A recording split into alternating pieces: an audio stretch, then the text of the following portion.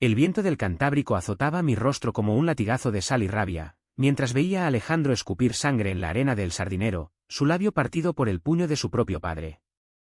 «Eres una vergüenza para España, para Dios y para mí», rugió el senador, con los ojos inyectados en bilis conservadora, pero Alejandro, con la voz quebrada y los dedos aún entrelazados a los míos, susurró: «Te quiero, Gabriel, y que el mundo se joda».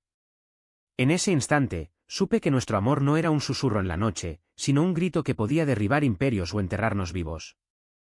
Me llamo Gabriel, y en Santander, donde el mar besa la tierra con la furia de un amante rechazado, conocí a Alejandro un verano que olía a sardinas asadas y a promesas rotas.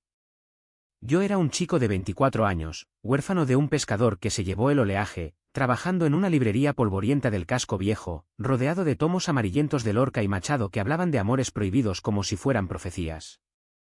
Santander no era Madrid, con sus bares de Chueca y sus desfiles del orgullo. Aquí, en esta joya cantábrica, el conservadurismo se filtraba como la niebla del mar, y los hombres como yo aprendíamos a esconder sus deseos bajo capas de sonrisas falsas y miradas esquivas. Alejandro irrumpió en mi vida como una tormenta de julio, alto, de ojos verdes como las praderas de Liébana, con el cabello revuelto por el viento y una sonrisa que desarmaba murallas. Era el hijo del senador Raúl Mendoza, un político de la derecha más rancia, que predicaba en las plazas contra la decadencia moral y los ataques a la familia tradicional. Alejandro estudiaba Derecho en la Universidad de Cantabria, pero sus visitas a la librería eran excusas para devorar no solo libros, sino mi alma. Este García Lorca, dijo la primera vez, sosteniendo un ejemplar de Poeta en Nueva York, sabía lo que era amar en las sombras. ¿Tú lo has sentido, Gabriel? Su voz era un ronroneo andaluz heredado de su madre, que contrastaba con el acento cántabro seco de su padre. Nuestros encuentros empezaron inocentes, cafés en la plaza porticada, paseos por el Palacio de la Magdalena donde el rey Alfonso XIII había soñado con glorias pasadas. Pero pronto, las sombras se alargaron. Una noche, bajo la luna llena que plateaba las olas, en una cala escondida cerca de Punta del Faro, me besó. Fue un beso que sabía a sal y a vino tinto de Rioja, un beso que me dejó temblando no por el frío del mar, sino por el terror de lo inevitable. «No puedo parar», murmuró contra mis labios, y yo, con el corazón latiendo como un tambor de Semana Santa, respondí: «Entonces no pares». Pero el mundo no perdona a los que desafían sus cadenas. Alejandro vivía en una mansión en el Ensanche, con vistas al bahía, un palacio de mármol y secretos donde su padre tramaba leyes que nos criminalizaban con sutileza. Yo, en mi apartamento diminuto sobre la pescadería, con paredes que olían a humedad y a sueños aplazados, empezaba a sentir el peso de la desigualdad. Él podía fingir, escondernos en habitaciones cerradas, yo, con mi piel curtida por el sol y mis manos callosas de empaquetar libros, anhelaba la luz del día. «Un día, Gabriel, saldremos a la luz», prometía él, pero sus ojos traicionaban el miedo, el mismo que me carcomía a mí. Los primeros conflictos surgieron como grietas en el hielo de enero. Una tarde, en la feria de Santiago, entre casetas de sidra y bailes de chotis, nos topamos con un grupo de amigos de Alejandro, hijos de banqueros y abogados, todos con corbatas impecables y opiniones forjadas en salones de fumadores. Uno de ellos, un tipo llamado Víctor con bigote de mosquetero, me miró de reojo y soltó: «Alejandro, ¿quién es este?» «Tu nuevo lacayo de la librería». La risa fue un cuchillo, y Alejandro, en lugar de defender, soltó mi mano y fingió una broma: «Solo un conocido, Víctor. Gabriel es un apasionado de la literatura». Me dolió más que un puñetazo, pero sonreí, porque en Santander, la supervivencia es un arte aprendido en las mareas. Esa noche, en mi cama deshecha, lloré por primera vez por él. «¿Por qué no me defiendes?», le pregunté al teléfono, con la voz ahogada en sollozos. «No entiendes, amor», respondió él, su aliento entrecortado por la distancia. «Mi padre, si se entera, me deshereda, me envía a un internado en Salamanca o peor. Te quiero, Gabriel, pero este mundo nos odia, y él es su rey». Hablamos hasta el alba, y sus palabras eran bálsamo y veneno, bálsamo porque me amaba, veneno porque me recordaba que nuestro amor era un crimen en potencia. Los meses siguientes fueron un baile de luces y sombras. Veranos de besos robados en los jardines de Pereda, donde los rosales susurraban secretos, inviernos de cartas escondidas en ediciones de bodas de sangre, donde Lorca profetizaba nuestra tragedia. Alejandro me regaló un anillo de plata, grabado con por siempre, en las sombras, y yo lo llevé como un talismán, aunque quemaba como una marca de hierro. Pero las grietas se ensanchaban. Una vez, en una cena familiar a la que me invitó como amigo de la Universidad Mentira Piadosa, el senador Mendoza me escrutó con ojos de halcón. Joven, dijo, cortando un solomillo con precisión quirúrgica, en España, los hombres deben ser hombres. No como esos maricones de Barcelona que desfilan en sus procesiones. La mesa se congeló, y Alejandro palideció, su tenedor temblando. Yo tragué bilis y respondí, señor, Lorca era maricón, y escribió la poesía que nos define. El silencio fue ensordecedor, roto solo por el tintineo de copas. Alejandro me sacó de allí, y en el coche, me besó con furia, eres valiente, idiota. No lo hagas de nuevo. Pero el destino, ese cabrón con acento cántabro, tenía otros planes. En primavera, durante las fiestas de la Esperanza, cuando Santander se vestía de romería y cohetes, llegó la primera traición. Alejandro desapareció por días, y cuando volvió, olía a perfume barato y a culpa. Fui a Madrid, a una cena política con mi padre, explicó, pero sus ojos esquivaban los míos. Descubrí la verdad por casualidad, un amigo común, en una borrachera de Orujo, me confesó que Alejandro había sido visto en un bar de alterne con una mujer, la hija de un diputado, en un montaje para desmentir rumores. Me sentí como si el mar me hubiera tragado, ¿era yo el rumor? ¿Nuestra historia, un capricho? La confrontación fue en la playa de Mataleñas, bajo una lluvia torrencial que lavaba pecados pero no heridas. Dime que no me mientes, grité, empapado, con el agua salada mezclándose con lágrimas. Él cayó de rodillas en la arena, sollozando, Gabriel, es por protección. Mi padre sospecha, y si no finjo. Nos destruirá a ambos.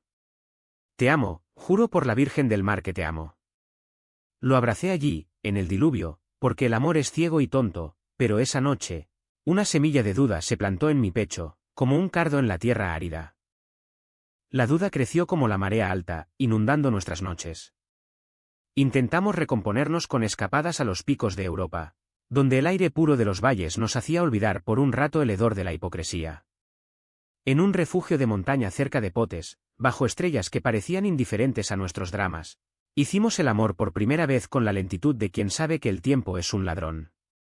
Sus manos en mi piel eran mapas de ternura, sus susurros en mi oído, promesas de un futuro imposible. Nos iremos a Bilbao, o a San Sebastián, donde nadie nos conozca. Seremos libres. Yo le creí, porque el deseo es un velo que ciega incluso a los más despiertos. Pero Santander no suelta fácil sus presas. El senador Mendoza, con su olfato de sabueso político, empezó a husmear. Mandó amigos a la librería, tipos con trajes de lana peinada que fingían interés en Calderón de la Barca pero me interrogaban con sutileza, ¿sabe, Gabriel? Mi hijo Alejandro habla mucho de usted. Demasiado, quizás. Respondía con evasivas, citando a Quevedo, el amor es un humo levantado por los suspiros, pero el miedo se instalaba como niebla matutina. Alejandro, por su parte, se volvía distante, cancelando citas con excusas de exámenes y campañas electorales. Es temporal, insistía, pero sus besos ya no ardían con la misma furia, eran fríos, calculados, como los de un actor en un guión ajeno. El primer gran conflicto estalló en agosto, durante la regata de Santander, cuando el puerto bullía de yates y yegos inflados. Alejandro me invitó a una fiesta en el Real Club Marítimo, un bastión de la élite cántabra donde las mujeres lucían joyas de herencia y los hombres fumaban habanos mientras conspiraban contra el cambio.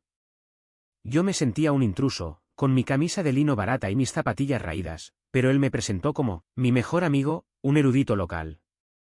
La humillación fue sutil al principio, miradas de soslayo, comentarios velados sobre la gente de abajo. Luego, Víctor, el del bigote, se acercó con una copa de cava en la mano y una sonrisa viperina, Gabriel, ¿verdad? Alejandro dice que eres versátil. ¿En lecturas, o en otras cosas? El doble sentido era un puñal, y la multitud contuvo el aliento. Alejandro intervino, rojo como un tomate de Liébana. Cállate, Víctor. Gabriel es más hombre que tú y todos tus amiguitos juntos. Pero el daño estaba hecho. En el baño, lejos de oídos curiosos, me acorraló contra el mármol frío. Lo siento, amor. No puedo más con esto. Si mi padre se entera. ¿Enterarse de qué? De que me amas, le espeté, con la voz rota. Él me besó entonces, un beso desesperado que sabía a sal de lágrimas y a cava agria, pero al salir, vi como su padre lo llamaba con un gesto imperioso. Esa noche, en la cubierta de un yate vacío, nos amamos con rabia, como si cada caricia pudiera ahuyentar los fantasmas. Pero al amanecer, encontré una nota en mi bolsillo: necesito tiempo. No me busques. El tiempo se convirtió en un abismo. Semanas de silencio, de noches en vela mirando el techo agrietado de mi apartamento, escuchando el lamento de las sirenas en el puerto. Me sumergí en el trabajo, recomendando a clientes distraídos novelas de Pérez Galdós que hablaban de amores imposibles en la España decimonónica, pero mi mente era un torbellino. ¿Era yo el problema? Mi origen humilde, mi acento de barrio obrero. Un día, en la plaza de Pombo, me topé con la madre de Alejandro, doña Carmen, una mujer de porte altivo y ojos tristes, vestida de mantilla negra como en las procesiones de Viernes Santo. Hijo, me dijo, con voz suave como el rumor de las hojas en el Parque de la Magdalena, mi Alejandro sufre. Habla de ti en sueños. Pero este mundo es cruel con los que aman diferente. Sus palabras fueron un bálsamo inesperado, pero también una advertencia: cuídate de Raúl. Él no perdona. La reconciliación llegó como un milagro de la Virgen del Mar, en una procesión nocturna por las calles empedradas del centro. Alejandro me encontró entre la multitud, con velas parpadeantes y rosarios murmurados, y me arrastró a un callejón oscuro. Te he echado de menos, jadeó, y su beso fue un incendio que consumió mis dudas. Juramos ser más cuidadosos, escondernos mejor, pero el amor, como el mar, no se contiene en diques. Empezamos a soñar en voz alta, un piso compartido en el barrio de Puerto Chico, viajes a las cuevas de Altamira donde pintaríamos nuestra propia historia rupestre. Él incluso habló de confrontar a su padre, después de las elecciones, un después que se estiraba como chicle. Sin embargo, las tormentas no avisan.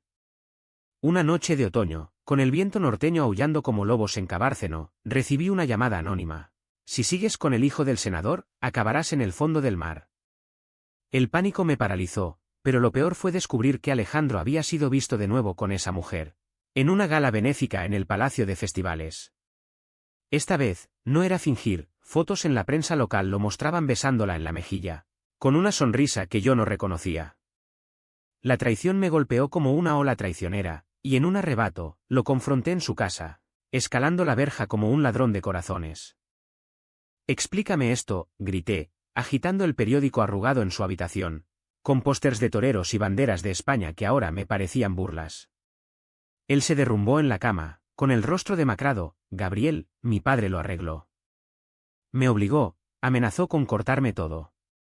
Dijo que si no lo hacía, te denunciaría por acoso. La palabra acoso fue un veneno que me dejó sin aliento. ¿Acoso? ¿Nuestro amor es acoso? Lágrimas rodaron por sus mejillas, y me contó todo: las sesiones de terapia, con un sacerdote ultraconservador, las promesas de exilio si no se corregía. Lo abracé, pero el abrazo era frágil, como una concha rota en la playa. Desde entonces, nuestra relación se volvió un campo minado. Cada encuentro era un riesgo calculado, códigos en mensajes, citas en moteles de las afueras, donde el olor a naftalina recordaba funerales. Yo empecé a beber más sidra en las tabernas de la calle Burgos, escuchando a viejos marineros contar leyendas de amores perdidos en el Golfo de Vizcaya. La duda se convertía en resentimiento: ¿por qué él no luchaba? ¿Por qué yo siempre era el mártir? Una noche, en un arrebato de celos, le lancé: quizás tu padre tiene razón. Quizás soy solo un error que necesitas expiar. Sus ojos se oscurecieron como el cielo antes de la galerna, y respondió: si eso piensas, vete. Pero no me dejes solo en esto. El resentimiento se pudría como algas en la orilla, y decidí tomar distancia. Un exilio voluntario que me llevó a las bibliotecas olvidadas de la universidad, donde me enterraba en tesis sobre la Inquisición y sus cazas de brujas modernas. Santander, con su fachada de postal, la catedral gótica velando por pecados, el mercado de la esperanza rebosante de vida, se sentía ahora como una jaula dorada. Alejandro respetó mi silencio al principio, Pero sus mensajes eran flechas: te extraño como al aire del mar. Sin ti, soy un barco sin rumbo. Yo los leía en la penumbra, con el corazón hecho trizas, pero respondía con monosílabos, porque el orgullo es el último refugio de los heridos. El punto de quiebre llegó en noviembre, con las primeras nieves tiñendo de blanco los montes de la Inversa. El senador Mendoza anunció su candidatura a un puesto más alto en las elecciones regionales, y Santander se llenó de carteles con su rostro adusto, prometiendo valores cristianos y familia unida. Alejandro, obligado a ser su escudero, apareció en mítines con corbata y sonrisa de cartón, denunciando la agenda LGTB que destruye nuestra esencia española. Verlo en la tele, en el salón de mi apartamento, fue como un puñetazo en el estómago. «¿Cómo puedes?», le reproché cuando finalmente cedí y lo vi en un café discreto del barrio de Castilla. «Es teatro, Gabriel». Palabras vacías para complacerlo. «En el fondo, soy tuyo». Pero las palabras vacías se vuelven plomo con el tiempo. Un entendimiento profundo nos separó entonces. Yo quería gritar nuestro amor desde el balcón del ayuntamiento. Él quería sobrevivir en las sombras. «Eres cobarde», le dije una noche, en los acantilados de Cabo Mayor, donde el faro parpadeaba como un ojo acusador.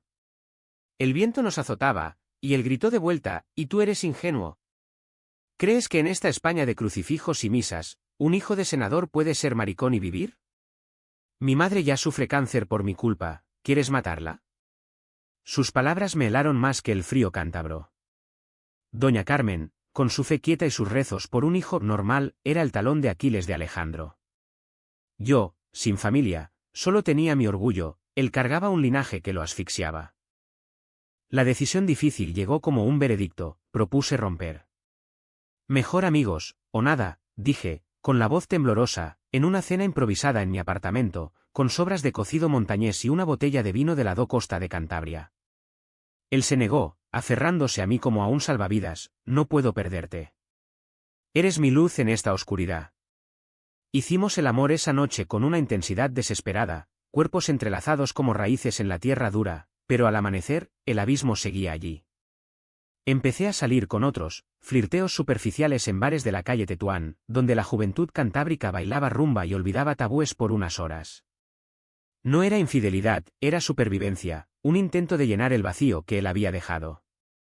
Alejandro lo supo, por supuesto. Una foto borrosa en redes sociales, un beso inocente con un camarero de ojos azules, y estalló la tormenta. Me llamó a las 3 de la mañana, ebrio de ginebra y rabia: «Eres un traidor. ¿Tan fácil soy de reemplazar?».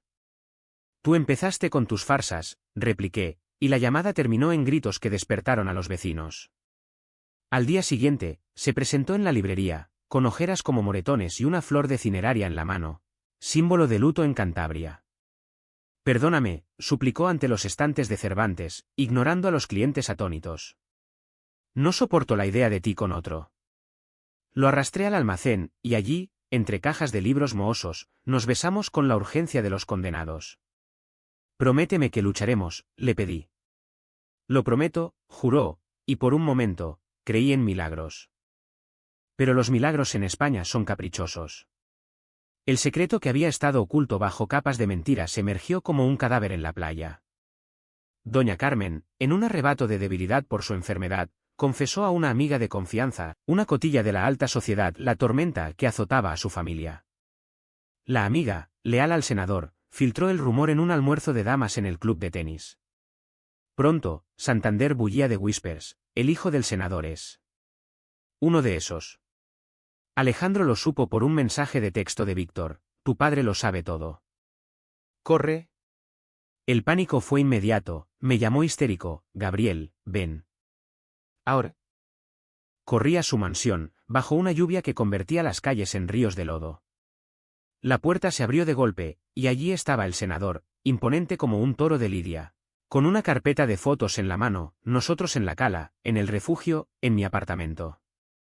«Fuera de mi casa, sodomita», bramó, escupiendo las palabras como veneno. Alejandro se interpuso, pálido pero firme: «Padre, es mi vida. Lo amo». El puñetazo vino rápido, un derechazo que lo tumbó contra la pared, sangre brotando de su nariz. Yo me lancé, pero el senador me apartó como a un mosquito: «Tú has corrompido a mi hijo. Sal de Santander», o te haré desaparecer. Doña Carmen, desde el sofá, sollozaba, Raúl, por Dios. Huimos esa noche, Alejandro y yo, en su coche viejo, rumbo a las afueras, hacia los bosques de Hoz de Ibarsa. Aparcamos en un claro, con el motor aún caliente, y lloramos como niños. Lo siento, murmuró él, limpiando su sangre con mi camisa. Te dije que nos odian. Pero en ese abrazo, bajo la lluvia que tamborileaba en el techo, sentí una chispa de rebeldía. Entonces hagamos que nos teman. La rebeldía era un fuego frágil, avivado por la adrenalina pero amenazado por el vendaval. Pasamos la noche en un hostal cutre de los corrales de Buelna, fingiendo ser hermanos en viaje, con sábanas que olían a tabaco rancio y sueños interrumpidos. Al amanecer, con el sol filtrándose como esperanza tibia, planeamos, nos vamos a Madrid. Allí, en el orgullo, seremos anónimos. Alejandro dudó, su lealtad familiar como grilletes, mi madre. Está muriendo. No puedo abandonarla. El conflicto interno lo devoraba, lo veía en sus ojos, en las uñas mordidas hasta sangrar. Yo, egoísta en mi dolor, insistí, si te quedas, te consumirá. Regresamos a Santander bajo un cielo plomizo, y la ciudad nos recibió con hostilidad velada. En la librería, clientes me miraban con recelo, y el dueño, un viejo falangista, me despidió con un no queremos escándalos aquí. Desempleado, vagabundeé por el embarcadero, pescando recuerdos en el agua turbia.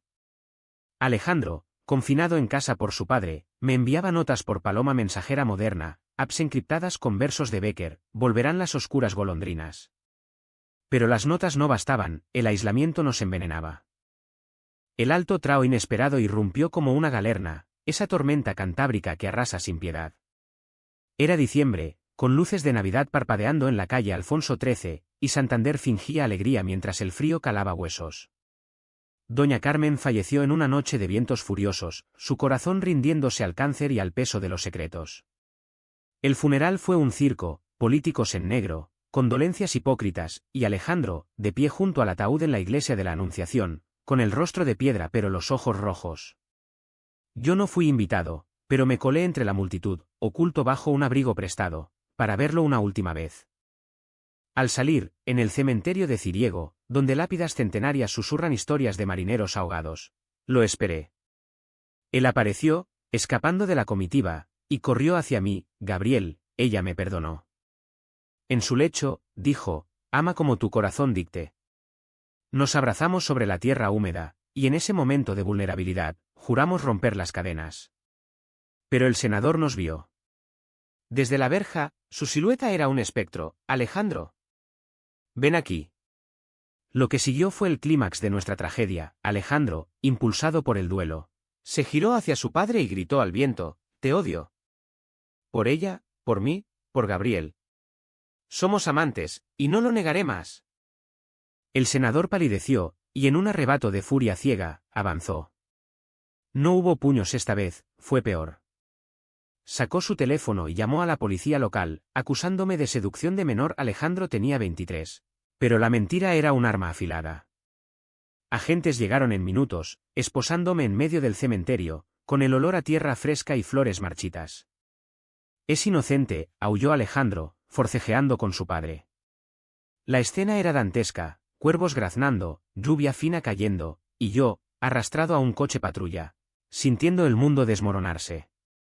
En la comisaría, bajo luces fluorescentes que zumbaban como avispas, el senador testificó con voz de trueno, este hombre ha corrompido a mi hijo, violando nuestras tradiciones. Mentiras tejidas con hilos de poder, fotos manipuladas, testigos comprados. Alejandro irrumpió horas después, con un abogado de la familia, traición dentro de la traición, y me sacó bajo fianza. Pero el daño era irreparable. Esa noche, en un motel de las afueras, él confesó el secreto final, mi padre me chantajea con un vídeo. De nosotros, en la cala.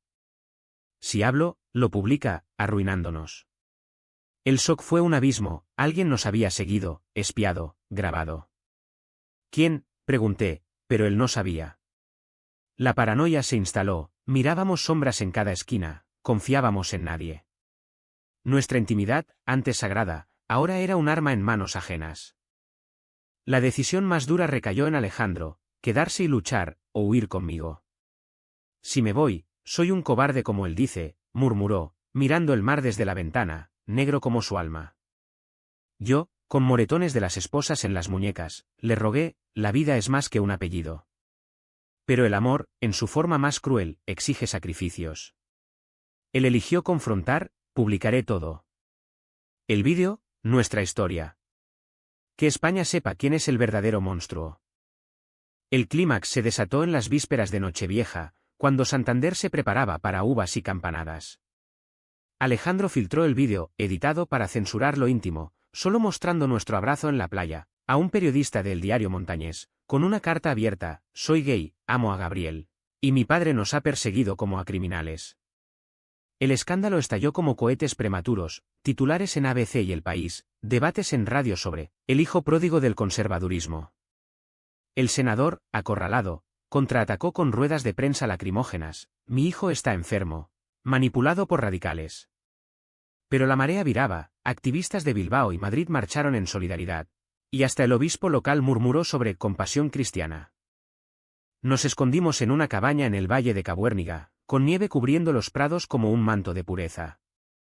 Allí, entre vacas pastando y chimeneas crepitantes, Alejandro se quebró: he destruido mi familia, mi futuro. ¿Valió la pena? Lo abracé, susurrando: valió por un beso tuyo. Pero el PHNN bullía en mí también, odiaba al mundo que nos forzaba a esto, al padre que prefería la imagen al hijo. El escándalo nos transformó en fantasmas celebrados, perseguidos por reporteros con micrófonos como lanzas. Santander, que nos había susurrado maldiciones, ahora nos escupía curiosidad morbosa. ¿Es verdad lo del hijo del senador? Huíamos a cafés anónimos en Torrelavega, donde el anonimato era un lujo efímero. Alejandro, liberado de las cadenas paternas pero encadenado por la culpa, empezó terapia con un psicólogo progresista de la universidad, desentrañando capas de vergüenza inculcada desde niño. Me enseñaron a odiarme, confesaba en sesiones que yo escuchaba desde la puerta, con el corazón en un puño. Yo, por mi parte, encontré trabajo en una ONG de derechos LGTB en Bilbao, cruzando el puente de Ría cada mañana, pero mi alma seguía anclada en el Cantábrico. Los conflictos no cesaron, se metamorfosearon. El senador, herido en su orgullo electoral, demandó a Alejandro por difamación, un juicio que nos arrastró a los tribunales de Santander, con jueces de togas negras y pasillos que olían a historia opresiva. En la sala, frente a flashes y murmullos, Alejandro testificó con voz firme: mi padre me obligó a fingir, a traicionar mi amor. Gabriel no es un corruptor, es mi salvación. El senador, en el estrado, lloró por primera vez lágrimas de cocodrilo, pensé, invocando el honor familiar y versos de la Biblia. Yo, como testigo, hablé de nuestro amor con crudeza. En España, amar como amamos es un delito silencioso. Pero el verdadero crimen es el odio que lo encubre. El juicio fue un circo romano, con aliados inesperados. Doña Carmen, desde el más allá, había dejado una carta notariada confesando su apoyo silencioso, leída en corte como un fantasma benevolente. La prensa internacional, hasta The Guardian, cubrió el escándalo cantábrico, y la opinión pública, harta de hipocresías, viró. El senador perdió la demanda, y con ella, su escaño, se retiró a una finca en Castilla, murmurando de conspiraciones. Alejandro y yo salimos del tribunal de la mano, bajo un sol de invierno pálido, y los flashes no dolieron.